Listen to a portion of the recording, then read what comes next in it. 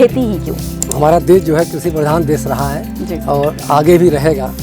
और हम दुनिया में कहीं भी कितना पैसा कमा लें, लेकिन आदमी को खाने के लिए अनाज चाहिए, भोजन चाहिए। और भोजन ऐसा चाहिए जो कि प्राकृतिक हो, जिसको खा के व्यक्ति स्वस्थ हो, न कि बीमार हो सके। तो हम लोग इस पर काम कर रहे हैं।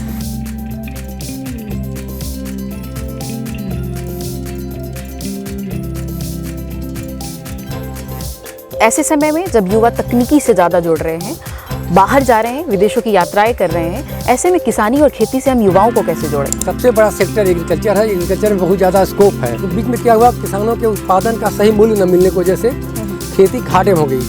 लेकिन फिर से जो है, जब से नई सरकार आई है, मोदी जी आए हैं, किसानों पर काफ़ी जो है काम कर रहे हैं। किसान सम्मान निधि भी दे रहे हैं और किसानों के लिए कई योजनाएं लेके आए हैं।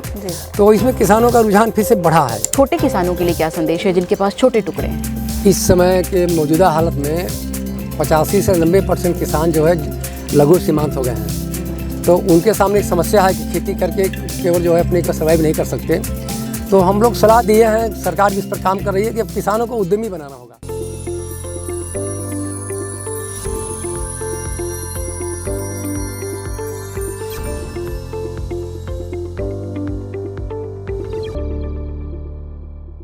नमस्कार। तो पद्मश्री के इस सिलसिले को हम दिल्ली से होते हुए लेकर आए हैं वाराणसी, और वाराणसी से 20 किलोमीटर दूर टड़िया गांव में। यहाँ मिलते हैं एक ख़ास शख्सियत से। शख्सियत का नाम है पद्मश्री चंद्रशेखर सिंह जी, जो कि न केवल एक कृषक हैं बल्कि एक समृद्ध किसान भी है। साथ साथ ये जैविक खेती को लेकर बहुत काम कर रहे हैं, नवोन्मेषी हैं, नए नए टेक्निक पे काम कर रहे हैं। नई तकनीकी से किसानों को एक अलग किस्म के बीजों के ज़रिए देश में एक बहुत बड़ी प्रतिभा की एक लंबी कतार तैयार कर रहे हैं। किसानों के साथ काम कर रहे हैं, साथ साथ देश के साथ काम कर रहे हैं, धरती के साथ जुड़े हुए हैं। और पहले भी हमने आपकी मुलाकात इनसे करवाई थी, लेकिन आज इस मनोरम स्थल पे, आज उन्हीं के फार्म हाउस में, यानी आज उन्हीं के खेत में आप उनसे बातचीत के कुछ अंशों को हमारे द्वारा सुनेंगे और हम आप तक पहुंचा रहे हैं डॉक्टर चंद्रशेखर सिंह जी को। तो आइए मिलते हैं और स्वागत करते हैं चंद्रशेखर सिंह जी का, जो कि आज हमारे ख़ास अतिथि हैं। और आज हम सीधे दिल्ली से यहाँ पहुँचे हैं उनके गाँव टड़िया में। स्वागत है सर। नमस्कार। तो आप एक खेतीहर किसान हैं, जैविक खेती को लेकर आपने इतना काम किया है। मेरा छोटा सा सवाल है, खेती ही क्यों? देखिए, हमारा देश जो है कृषि प्रधान देश रहा है और आगे भी रहेगा। और हम दुनिया में कहीं भी कितना पैसा कमा लें, लेकिन आदमी को खाने के लिए अनाज चाहिए, भोजन चाहिए।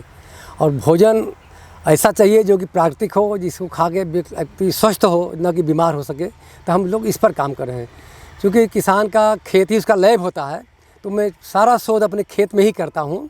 और मैं कई तरह के नए किस्म का बीज डेवलप किया हूँ, जिसमें अधिक उत्पादन देने वाली प्रजाति है। उसमें अरहर है, गेहूँ है, धान है। ऑर्गेनिक फार्मिंग में कौन सी वैरायटी अच्छी जो है उपज देगी, उस पर भी मैं काम कर रहा हूँ।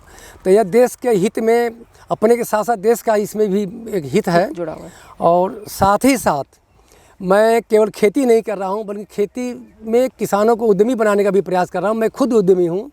मैं बीज को बना करके किसानों को जो है अच्छे गुणवत्ता बीज देता हूँ और किसान उसको बो करके ज़्यादा जो है उत्पादन करते हैं, लाभ उठाते हैं। लेकिन एक माकूल प्रश्न ये उठता है चंद्रशेखर सिंह जी, कि जब ऐसे समय में जब युवा तकनीकी से ज़्यादा जुड़ रहे हैं, बाहर जा रहे हैं, विदेशों की यात्राएं कर रहे हैं, ऐसे में किसानी और खेती से हम युवाओं को कैसे जोड़ें? क्या कुछ कहेंगे इस पे? देखिए, बीच में किसान बच्चे गुमराह हो गए थे। उनको लगा कि खेती जो है घाटे का काम है, खेती नहीं करना चाहिए। एक मानसिकता उनकी इस तरह तैयार हो गई। लेकिन फिर जो है अब युवा जो है इस समय उस चीज़ को समझ रहे हैं। उनको पता है कि सबसे बड़ा सेक्टर एग्रीकल्चर है। एग्रीकल्चर में बहुत ज़्यादा स्कोप है। और काफ़ी युवा जो है, जो इंजीनियरिंग करके अच्छी सर्विस करने वाले लौट के आ रहे हैं और खेती कर रहे हैं। लेकिन खेती पहले जो परंपरागत खेती होती थी वैसा नहीं कर रहे हैं। अब वो टेक्निकल खेती कर रहे हैं, जिससे उनका इनकम भी बढ़ना चाहिए। बिना इनकम की जो है कोई भी व्यक्ति गांव में सर्वाइव नहीं कर सकता। लेकिन वैज्ञानिक खेती को लेकर हमारे देश में कोई जागरूकता नहीं दिखती है। ना सरकार इस पे काम कर रही है, ना संस्थाएं काम कर रही हैं। मुझे लगता है चूँकि आप BHU में से जुड़े रहे हैं और काफ़ी वर्षों तक, लंबे समय से आपने बीजों को लेकर अनुसंधान किया है। लेकिन देश के कई अन्य क्षेत्र हैं जो बहुत सुदूर ग्रामीण इलाके हैं, जहाँ पे खेती को लेकर या अनुसंधान को लेकर बहुत कुछ नहीं किया जा रहा है। तो उसमें हम कैसे जोड़ेंगे? प्रथम हरित क्रांति आई जब जी, तो उसमें खेती का इतना बड़ा स्कोप था कि बहुत लोग नौकरी छोड़ के खेती में चले आए और काफ़ी उसमें मुनाफा हुआ। लेकिन बीच में क्या हुआ, किसानों के उत्पादन का सही मूल्य न मिलने की वजह से खेती घाटे में हो गई। और कोई भी व्यक्ति अब खेत में काम करेगा, खेती करेगा, तो उसको एक इनकम चाहिए। उसके भी बच्चे हैं, अच्छे स्कूल में पढ़ें, उसके भी अच्छे मकान बने, तो दिक्कत होने की वजह से फिर खेती से लोगों का रुझान जो है ख़त्म हो गया। लेकिन फिर से जो है जब से नई सरकार आई है, मोदी जी आए हैं, किसानों पर काफ़ी जो है काम कर रहे हैं। किसान सम्मान निधि भी दे रहे हैं और किसानों के लिए कई योजनाएं लेके आए हैं, तो इसमें किसानों का रुझान फिर से बढ़ा है। और किसान अब जो है पढ़ा लिखा किसान है, पहले किसान पढ़े लिखे नहीं थे, परंपरागत खेती करते थे, तो पढ़े लिखे किसान अब जो है टेक्नोलॉजी मतलब उसमें नवोन्मेष आ रहा है, इनोवेशन कर रहे हैं और उनका इनकम भी बढ़ा है और खेती में नए तरीके जो है अपनाए जा रहे हैं, नए टेक्निक्स आ रहे हैं। एक सबसे महत्वपूर्ण सवाल ये होता है, चूँकि आप समृद्ध किसान हैं, बड़े किसान हैं, तो हम खेती की बात करते हैं, बट हमारे देश में सुदूरवर्ती इलाके में बहुत ऐसे किसान हैं जो छोटे छोटे मझोले किसान हैं, जो सीमावर्ती किसान हैं, जिनके पास छोटी ज़मीनें हैं, चकबंदी भी नहीं है वहाँ पे। तो वैसे किसान जो छोटे ज़मीन के मालिक हैं, वो इतने व्यापक स्तर पे कैसे खेती करें, और इस तरह से जिस तरह की आप जैविक खेती को अपना रहे हैं या आप लोगों को संदेश दे रहे हैं, छोटे किसानों के लिए क्या संदेश है जिनके पास छोटे टुकड़े हैं? इस समय के मौजूदा हालत में 85 से 90% किसान जो है लघु सीमांत हो गए हैं, तो उनके सामने एक समस्या है कि खेती करके केवल जो है अपने को सर्वाइव नहीं कर सकते। तो हम लोग सलाह दिए हैं, सरकार भी इस पर काम कर रही है कि अब किसानों को उद्यमी बनाना होगा। किसान अपने उत्पाद का चाहे व्यक्तिगत चाहे समूह बना करके 10-20-50 किसान जुड़ करके फार्मर प्रोड्यूसर कंपनी बना लें, समूह बना लें। महिलाओं का भी समूह बना है, किसानों का समूह बना है, बना करके जो उत्पादन करें उसका जो प्रोसेसिंग करें, उसकी पैकिंग करें और उसकी ब्रांडिंग करें, मार्केटिंग करें। इस तरह से जब किसान कर रहा है, काफ़ी लोग इसमें आए भी आगे, तब जाके किसानों का इनकम बढ़ेगा। कोई इसमें उत्पादन देखेगा, कोई मार्केटिंग देखेगा, कोई प्रोसेसिंग देखेगा, और एक समूह बना करके काम करने की ज़रूरत है। जी, जब हम बात करते हैं किसानों की, तो एक सबसे महत्वपूर्ण तबका है महिला किसान, जिस पे राष्ट्रव्यापी चर्चा कभी नहीं हुई। बहुत अक्सर है ये नेपथ्य में चली जाती हैं महिलाएं। हमारे देश में बहुत छोटी संख्या है जो महिला किसानों की है, कृषकों की है। उनको समानांतर भूमिका में और उनको देश की महत्वपूर्ण जो एक हमारी मुख्य धारा से जोड़ने के लिए क्या कुछ किया जाना चाहिए? जो छोटे किसान हैं, छोटे मतलब महिला किसान हैं, वो कैसे आगे? देखिए हमारे क्षेत्र में महिलाएं जो हैं पापड़ बना रही हैं, काफ़ी कुटीर उद्योग है। हाँ, कुटीर उद्योग है, तो खेती संबंधित है ना। जैसे छोटे छोटे किसान भी हैं जो 1 बीघा 2 बीघा आधे बीघे के, तो वो लोग जो है यहाँ पर आलू कुछ अपने यहाँ पैदा करते हैं, कुछ जो बाज़ार से लेकर के उसको जो है उसमें महिलाएं पापड़ बना के बेच रही हैं, उससे उनका एक अच्छा इनकम हो रहा है। दूध का व्यवसाय है, जो गाय पालन करके आदमी जो है अपने परिवार को दूध भी खिला सकता है, और उस दूध जो उनका जो है अमूल वाले डेयरी वाले जगह जो पॉइंट खोले हैं वो खरीद रहे हैं। तो महिलाएं भी इसमें आगे हैं और काम कर रही हैं। कुछ महिलाएं जो है जो नहीं कर सकती, जो और किसान हैं या जो समूह है जिससे हमारा प्लांट लगा, उसमें जो है काम करके अपना जो है जीविका। तो एक खेतीहर किसान के रूप में आपने काफ़ी कुछ दिया है इस ज़मीन को, इस मिट्टी को, जो कि आप इस गांव में रह रहे हैं। मैं अपने चारों तरफ देख पा रही हूँ कि आपने एक पूरा खेती का माहौल तैयार किया है, लोगों के लिए अनुकरणीय भी है, प्रेरणादायक भी है। क्या कुछ लगता है कि आने वाला भविष्य जो है हमारा, वो जैविक ही जीवन है? इसे कैसे परिभाषित करेंगे? क्योंकि हमारा शरीर प्रकृति से प्रदत्त है, इसमें जो भी हम केमिकल डालते हैं शरीर में, केमिकल युक्त भोजन लेते हैं, मिलावटी खाना खाते हैं, हम बीमार होते हैं। आज देख रहे हैं कि युवा जो है, नए उम्र के लड़के जो हार्ट अटैक उनका हो रहा है, लीवर ख़राब हो रहा है, गुर्दा ख़राब हो रहा है, बिना समय के जो इनकी मृत्यु हो जा रही है। तो ऐसे में तो अब जो है प्राकृतिक खेती, ऑर्गेनिक खेती एकदम अनिवार्य विषय हो गया है। और ऐसा नहीं है, पहले लोग कहते थे कि बिना यूरिया डाई के उत्पादन नहीं होगा, ये कंपनियों का प्रचार था। आपके सामने आप देख रही हैं कि मटर लगा है, अरहर लगा है, गेहूँ लगा है, इसमें कोई भी जो है रासायनिक खाद कीटनाशक नहीं डाला गया है, और एक अच्छा उत्पादन हो रहा है। क्योंकि मैं 12 साल से जो है ऑर्गेनिक खेती कर रहा हूँ। इसमें पैदावार पे असर नहीं? पैदावार पर कोई असर नहीं, 1-2 साल का असर होता है, लेकिन उसके बाद फिर असर नहीं होता है। फसल चक्र अपनाते हैं, लगातार हम गेहूँ धान नहीं लेते हैं। जैसे मटर लिए, आलू लिए, उसके बाद गेहूँ लिए, अरहर लिए, उसके बाद गेहूँ लिए, धान के बाद मटर लेते हैं, देसी मटर ले लिए। इस तरह फसल चक्र अपना करके फिर हरी खाद से ढैंचा का जो है इसमें जुताई करते हैं 50-52 दिन हो जाने के बाद। तो इस तरह किसान अगर इसको अपना रहा है और साथ साथ अगर देसी खाद है वो भी करे, जीवामृत, घनामृत बना करके भी इसमें डाल सकता है। गोमूत्र से कीटनाशक भी बन रहे हैं आज, जो है जो हमारे मदार है, धतूर है, जो जिसको जानवर नहीं खाते हैं, कीटनाशक का उसका प्रयोग होता है। तो किसान कर सकता है, उसका अच्छा दाम भी मिल रहा है। आज बाज़ार में गेहूं का रेट अगर 20 रुपये 22 रुपये किलो है, तो हमारा गेहूं 40 रुपये 45 रुपये किलो बिक जाता है, दुगना दाम भी मिल रहा है हमको। और इतना नहीं है, उपभोक्ता इतने हैं कि लाइन लगे हैं कि भाई हमको दीजिए, इतनी ज़्यादा डिमांड है। लेकिन करने वाले भी शुरुआत की है, कुछ जगह हो रहा है लेकिन अभी कम है लोग। अक्सर जब हम बात करते हैं कृषि की तो बात आती है अध्यात्म की, तो बात आती है योग की, तब बात आती है चिंतन और मंथन की। मैंने अक्सर कई मंचों पे आपको सुना है और आपने अक्सर ये बात कही है कि जब हम शुद्ध खाते हैं तो शुद्ध पहनना भी चाहिए और शुद्ध सोच भी हमारी होनी चाहिए। तो जब हमारी काया शुद्ध होगी तो हम योग की ओर प्रवृत्त होते हैं। आपको क्या लगता है कि शुद्ध कृषि, जब हम जैविक कृषि की बात करते हैं तो क्या हम योग की भी बात करें, उसको भी कहीं ना कहीं सहबद्ध तरीके से जोड़ के देखें ताकि हमारी जो पीढ़ी है अगली वो स्वस्थ रहे और खुद को फिट करे आने वाले समय के? पुरानी कहावत है, जैसा खाए अन्न वैसा रहे मन। हमारे यहाँ भोजन में वर्गीकरण किया गया है कि सात्विक भोजन, राशि भोजन, तामसी भोजन। और पहले ही कृषि कार्य जो है ऋषि लोग करते थे। हम तो कृषि का नारा दिए हैं कि कृषि कार्य ऋषि कार्य है। और ऋषि कार्य मतलब वो सात्विक चीज़ें हों, जिसको खा के लोगों का मन प्रसन्न हो, शरीर स्वस्थ हो और उनके अंदर अच्छे विचार आवें। जो आज समाज में अपराधी टाइप के लोग हो रहे हैं उसमें एक अन्न का भी बहुत बड़ा योगदान है। जो तामसी भोजन कर रहे हैं, जहरीला युक्त भोजन कर रहे हैं, इसके वजह से भी उनके दिमाग में सोचने की क्षमता नहीं रह गई है, तनाव हो रहा है, डिप्रेशन में आ जा रहे हैं, तुरंत जो है क्रोध आ जा रहा है। तो प्राकृतिक भोजन तो बहुत ही अनिवार्य है जीवन के लिए और देश को आगे ले जाने के लिए। नवोन्मेष के क्षेत्र में आपको पद्मश्री मिला है, तमाम कई सारे अवार्ड मिले हैं आपको, साथ साथ आप कई संस्थाओं से भी जुड़े हैं, मिलकर काम कर रहे हैं। क्या कुछ करेंगे कि आप जो आपका जो तबका है, आपका जो जनपद है, बनारस से आगे की क्या यात्रा है, क्या भविष्य की योजनाएं हैं, क्या कुछ करना चाहते हैं बाहर के किसानों के लिए, क्या संदेश है? कुछ योजनाएं भविष्य की हैं जो आप अभी तक फलीभूत करना चाहते हैं? काफ़ी किसानों को हम जोड़े हैं, काफ़ी किसान यहाँ आते हैं, भ्रमण करते हैं, हम लोग से सीखते हैं। हमको भी बुलाया जाता है, कभी बिहार सरकार बुलाती है, कभी कहीं जो है बुलाया जाता है, तो हम लोग जाते हैं वहाँ, अपने विचार रखते हैं, बताते हैं उनको जो है कि अगर प्राकृतिक खेती करना है तो उसके प्राकृतिक खेती के उपयुक्त जो है भी हमारे पास गेहूं का बीज है, धान का बीज है। अगर हाई यील्डिंग वैरायटी अगर आप यूरिया डाई से अगर कर रहे हैं, मान लीजिए मजबूरी आपकी है, तो उसके तरह का भी हम लोग बीज रिसर्च किए हैं। और अरहर के इसमें हमारे विदेशों से हम दाल मंगाते हैं। हमारे यहाँ पर्याप्त मात्रा में दाल और तिलहन जो है पूरा नहीं हो पाता, विदेश से मंगाया जाता है। आज अरहर के प्रजाति हम डेवलप किए हैं, जिसमें जो पीछे आपने शायद कुछ लिखा भी है, ये अलग वसुंधरा बादशाह वैरायटी इसका मैं नाम दिया हूँ। इसका लाल फूल होता है और 220 दिन में तैयार हो जाती है और बहुत ही अच्छा उत्पादन, 32 कुंटल प्रति हेक्टेयर इसका उत्पादन है। तो इस पर भी मैं काम कर रहा हूँ कि देश में दलहन का भी जो है उत्पादन बढ़े, तिलहन का भी उत्पादन बढ़े। बगल में मैं सरसों लगाया हूँ, नई वैरायटी आर्य 745 वैरायटी है। तो मैं इस पर करता हूँ, ट्रायल करता हूँ कि कौन सी वैरायटी हमारे एरिया में, हमारे ज़िले में एक अच्छा रिस्पांस देगी। फिर मैं किसानों को बताता हूँ, क्योंकि किसान खेती लैब है, तो इसी लैब में आप शोध किसान हैं, शोध करते हैं। तो हम बातचीत कर रहे हैं, दर्शकों को मैं बताते चलूँ कि ये नवोन्मेषी किसान है, वैज्ञानिक तरीके से किसानी कर रहे हैं और उत्पादन के जरिए लोगों तक ये बात पहुँचा रहे हैं कि हम बिना खाद और बिना उर्वरा के भी बहुत अच्छा प्रोडक्शन हासिल कर सकते हैं, उत्पादन में भी बहुत बढ़ोतरी भी कर सकते हैं। चंद्रशेखर जी के साथ कुछ परिवार के सदस्य भी जुड़े हैं, हम चाहेंगे कि उनके फीडबैक लें और उनसे भी जानने की कोशिश करेंगे कि इस खेती से उन्होंने खुद को कैसे जोड़ा और कैसे ये समीचीन है।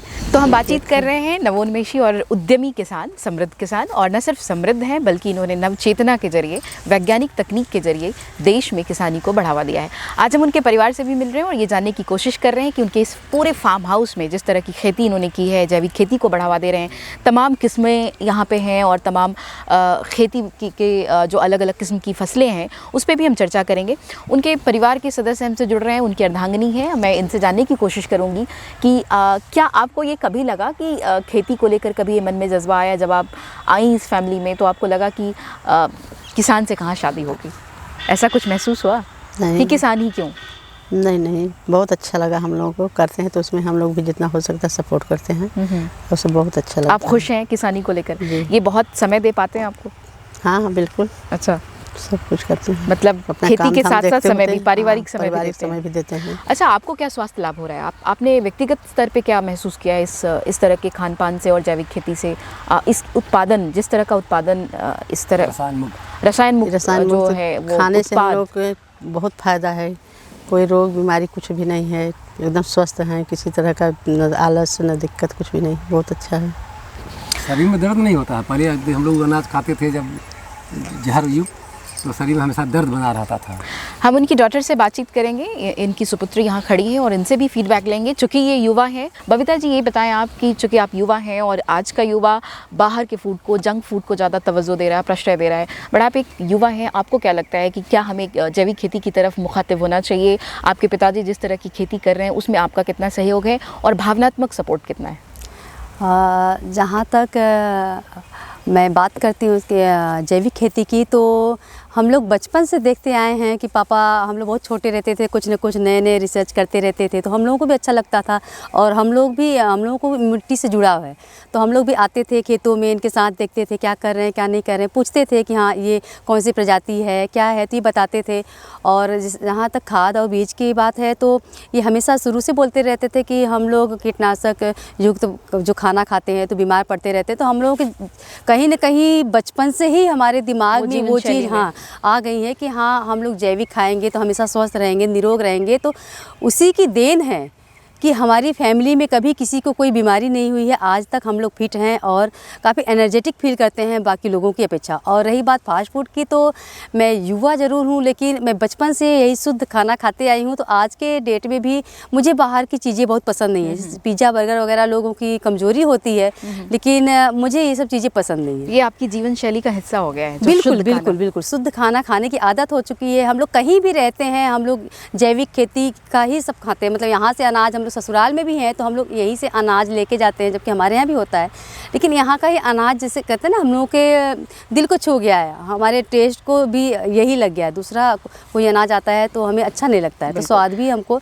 इसी से मिलता है। तो ये थी बबीता जी जो शुद्ध जीवन शैली, अनुशासित जीवन शैली की बात कर रही थी और युवा है, युवा वर्ग का प्रतिनिधित्व करती हैं, लेकिन बावजूद इसके जैविक खेती और जैविक खाने को प्रश्रय देती हैं। अब हम बातचीत कर रहे हैं हेमंत जी से, चंद्रशेखर जी के सन इन लॉ हैं। हेमंत जी से हम जानने की कोशिश करेंगे कि युवा, चूँकि ये भी युवा वर्ग से आते हैं और शहरी जीवन इन्होंने जिया है, संभवतः शहरी जीवन में रहते हुए भी गांव से जुड़ाव कैसा है और क्यों है, पहला सवाल। और दूसरा सवाल ये कि जब तकनीकी इतनी फास्ट हो रही है, हम सोशल मीडिया के युग में जी रहे हैं, तो एक युवा खुद को कैसे इस टेक्निक से जोड़ के रखे जो जिस इनोवेटिव टेक्निक की ये बात करते हैं? पिताजी ने बताया है कि भारत एक कृषि प्रधान देश है जी, और इस सेक्टर में काफ़ी कुछ काम करने के लिए भी और सीखने के लिए भी काफ़ी कुछ है। और हम लोग लकी हैं कि हम लोग इस फैमिली में जुड़े हैं। पिताजी से काफ़ी ज़्यादा मार्गदर्शन मिलता है और पिताजी को इस क्षेत्र में, कृषि क्षेत्र में काफ़ी सारे सम्मान से सम्मानित भी किया गया। अभी जल्द ही पद्मश्री किसान सम्मान से सम्मानित किया गया है। और सबसे अच्छा संदेश ये है कि आज की डेट में बड़ी बड़ी कंपनियां और बड़े बड़े कंट्री के काफ़ी सारे लोग जैविक फूड की तरफ आ रहे हैं। और आने वाले अभी का जनरेशन क्या ऐसा है कि किसानों को डिमांड है ज़्यादा पैदावार हो, ज़्यादा हम लोग बेचें। जैविक में किसानों का ये थिंकिंग बनी है कि अभी हम लोग जैविक से उतने ज़्यादा उत्पाद नहीं कर पाएंगे या उतनी हमारी पैदावार नहीं हो पाएगी। तो ये एक मिथक है। जैसा पिताजी ने बता रहे थे कि 1-2 साल कृषि में काम करने के लिए थोड़ा वैसा करना पड़ता है, मिट्टी तैयार करनी पड़ती है। और अगर हम लोग जैविक के लिए जाते हैं, जैविक खाते हैं, तो सबसे फ़ायदा है कि आपका बॉडी उसको मतलब आपको एडजॉर्ब करता है, उस हिसाब से रिएक्ट करता है, उस हिसाब से आप अपने अंदर एनर्जेटिक फील करते हैं। और आगे आपको जैसे फ्यूचर, आप काम कब तक करेंगे? जब तक आप स्वस्थ रहेंगे। जब आप स्वस्थ ही नहीं रहेंगे तो काम ही नहीं कर पाएंगे। और हम लोग शुरू में तो हम लोग जैसे जैविक के नाम पे हमको लगा कि कैसा होगा कैसा नहीं होगा, लेकिन जब भी हम लोग खाते हैं उसको, चाहे यहाँ की दाल हो गई, चाहे आटे हो गए, चाहे चावल हो गए, और काफ़ी सारे अरहर की दाल है, ये सब चीज़ें हैं, तो काफ़ी मतलब उसका टेस्ट भी आप अगर आप खुद टेस्ट करेंगे तो काफ़ी अलग उसका फील होगा। हाँ, और यहाँ पे जैसे अभी हाल में ही हम लोग एक सरसों के तेल का एक ब्रांडिंग हम लोगों के जैविक है, पूरा उसका उत्पादन भी जैविक है, हाँ, और वो भी शुद्ध प्योर है। और उसका जो प्रोसेस है वो भी पूरे जैविक तरीके से है। तो उसको भी टेस्ट करने पे मेन क्या होता है कि वो आपको फील अच्छा होगा, आप अंदर से मजबूत फील करेंगे, अच्छा फील करेंगे। और जो बड़े बड़े कंट्री ऐसे कर रहे हैं कि जैविक के नाम पे हम ये आपको बेच रहे हैं, ये चीज़ कर रहे हैं, और आने वाले दिनों का फ्यूचर जैविक फूड का ही है। बिल्कुल। ये पिज़्ज़ा और ये बर्गर ये सब चीज़ें कहने के लिए हैं, लेकिन जो टेस्ट आपके देसी खाने में है वो कहीं पे भी नहीं है। बिल्कुल। तो ये थे हेमंत जी। चूँकि हम चंद्रशेखर जी से बात कर रहे हैं, समूह इनके व्यक्तित्व का पूरा प्रभाव परिवार पे दिखता है। सभी अनुशासित हैं खान पान को लेकर, जीवन शैली को लेकर। हमने इनकी फैमिली में इनकी डॉटर बबीता से भी बात की, इनकी अर्धांगिनी से भी और हेमंत जी से भी बात की। तमाम युवाओं से बात करने के बाद भी हमें ये लगता है कि एक अनुशासन का जो प्रभाव पूरे परिवार पे दिखता है, खान पान का, जीवन शैली का, वो बहुत ही नियमित है, बहुत ही अनुशासित है। ये अच्छा लगता है कि हम देश में जब युवा वर्ग किसी वरिष्ठ को फॉलो कर रहा हो, उसको अनुकरणीय बना रहा हो, ये बहुत अच्छा संदेश है हमारे देश के युवाओं के लिए भी और उन लोगों के लिए भी जो खेती को 2M दर्जे का समझते हैं और ये कहते हैं कि खेती किसानी घाटे का सौदा है। लेकिन ऐसे किसान जो आज हमसे मिल रहे हैं, इन्हें देख के ऐसा महसूस हो रहा है, ऐसा प्रतीत हो रहा है कि खेती सिर्फ घाटे का सौदा नहीं, सेहत का सौदा है, सेहतमंद है। तो इससे पहले कि हम क्लोजिंग कमेंट लें और कार्यक्रम को समाप्त करें, हम चंद्रशेखर सर से ये कहेंगे कि आप देश के नाम और युवाओं के नाम क्या संदेश देंगे? मैं यही कहूँगा कि युवा जो है खेती को प्रमुखता से लें, क्योंकि इसके साथ इनका रोज़गार भी मिलेगा और इनका स्वास्थ्य भी अच्छा रहेगा। बढ़िया। तो खेती की तरफ लौटें। बहुत बहुत धन्यवाद। तो हम बातचीत कर रहे थे पद्मश्री डॉक्टर चंद्रशेखर सिंह जी से और वाराणसी से 20 किलोमीटर दूर आज हम एक फार्म हाउस में हैं। मुझे लगता है खेतीहर किसान के खेत में बैठ के बातचीत कर रहे हैं और लाइव कमेंट्स आप तक पहुंचा रहे हैं। अगली बार मिलते हैं किसी और किसान से, किसी और पद्मश्री से और आप तक आपकी बात पहुंचाते हैं। बहुत बहुत धन्यवाद, आपने समय दिया। आप सभी का बहुत बहुत धन्यवाद।